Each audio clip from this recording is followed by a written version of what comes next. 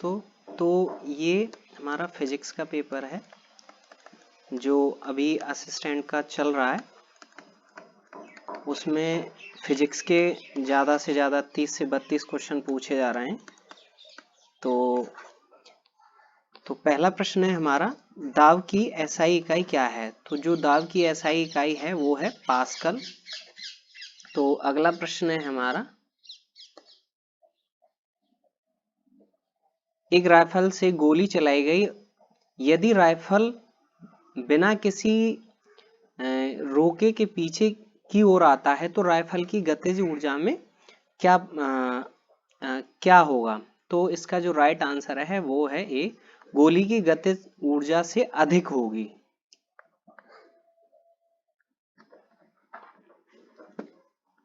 गोली की गतिज ऊर्जा से अधिक होगी। तो अब है हमारा अगला प्रश्न। तो ऊंचाई पर उड़ते हुए एक विमान के केबिन के अंदर का दबाव होता है बाहर के समान या बाहर से कम, बाहर की तुलना में अधिक? तो इसका जो राइट आंसर है वो है बाहर की तुलना में अधिक होता है। तो अगला प्रश्न है हमारा, तुलनात्मक रूप से ऊष्मा के कुचालक होते हैं। जो ऊष्मा के कुचालक होते हैं वो होते हैं पीवी और एसजी। तो ये पीवी इस तरह से है। तो अगला प्रश्न है हमारा, उत्तल लेंस की फोकल लंबाई 50 सेंटीमीटर है, तो इसकी शक्ति की गणना करें। तो ये जो शक्ति है वो 2D रहेगी, 2 डायमेंशनल 2D। तो अगला प्रश्न है हमारा, रात के समय तारों का टिमटिमाना के कारण होता है। तो जो तारों का टिमटिमाना होता है वो किसके कारण होता है? तो हमारा राइट आंसर है वायुमंडलीय अपवर्तन के कारण तारे टिमटिमाते हैं। तो अगला प्रश्न है हमारा, निम्न में से कौन सा उपकरण परिपथ में विद्युत धारा का पता लगाता है?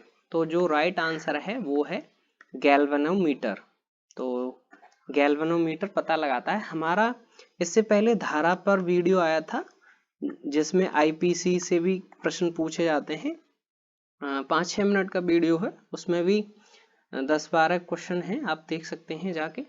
तो अगला प्रश्न है हमारा, आईसीआर का पूरा नाम क्या है? आईसीआर का, तो जो आईसीआर का पूरा नाम है वो है इंटेलिजेंट कैरेक्टर रिकॉग्निशन।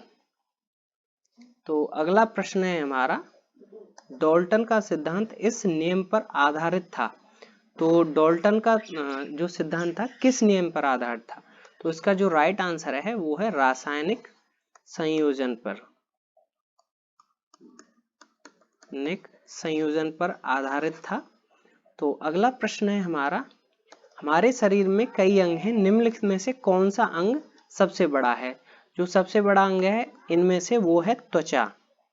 तो अगला प्रश्न है हमारा, निम्न में से किसका उपयोग जल की अस्थायी कठोरता दूर करने के लिए किया जाता है? तो इसका जो राइट आंसर है वो है धावन सोडा का उपयोग किया जाता है जल की कठोरता को दूर करने के लिए। अब है हमारा अगला प्रश्न, नाइक्रोम की संरचना क्या है जो कि एक मिश्र धातु है? तो इसका जो राइट आंसर है वो है लोहा, निकेल और क्रोमियम। तो अगला प्रश्न है हमारा, गैस की मात्रा व्युत्पन्नुपाती होती है। तो इसका जो राइट आंसर है वो दाब के कारण होती है। Thank you. अगर आपको हमारा वीडियो अच्छा लगा हो तो लाइक करें और शेयर करें और सब्सक्राइब करें।